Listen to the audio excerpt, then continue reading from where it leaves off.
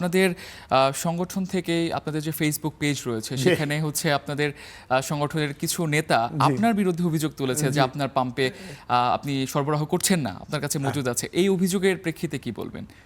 যিনি অভিযোগ করছেন বা ফেসবুকে স্ট্যাটাস দিয়েছেন যে পেট্রোল পাম্প বন্ধ হয়ে যাবে, এই সময় উনি তো আমাদের সংগঠন কেউ না, উনি আমাদের নাম ব্যবহার করছেন। গভর্নমেন্টের তো বিভিন্ন তদন্ত সংস্থা আছে, গোয়েন্দা সংস্থা আছে, ওনারা নিশ্চয়ই খবর নেই যে কে আসল কে নকল। উনি তো আছেন পাবলিকের যে প্যানিক, এটাকে আরও বাড়িয়ে দিলেন। ওই যে আপনি যেটা উল্লেখ করলেন, আমি তো এটা উল্লেখ করতে চাইনি, আপনি উল্লেখ করছেন। একটা স্ট্যাটাস যদি পেট্রোল পাম্প মালিক কর্তৃপক্ষ দেয় যে পেট্রোল পাম্পগুলো বন্ধ হয়ে যাচ্ছে, বন্ধ হয়ে যাবে, তো পাবলিকের কী অবস্থা হবে? পাবলিক তো হুমড়ি খেয়ে পড়ছে তারপরের দিনই। তো এইগুলা গভর্নমেন্টের বিচার করা উচিত আমি মনে করি। উনি আমাদের সংগঠনের কেউই না, উনি আমাদের সংগঠন থেকে 2003 সালে ওনার এই সমস্ত কর্মকাণ্ডে বহিষ্কৃত হয়েছেন। আজ অবধি উনি বহিষ্কৃত, কিন্তু উনি আমাদের এই টাইটেলটা ব্যবহার করে উনি এই সমস্ত বক্তব্য বিরতি দিয়ে যাচ্ছেন।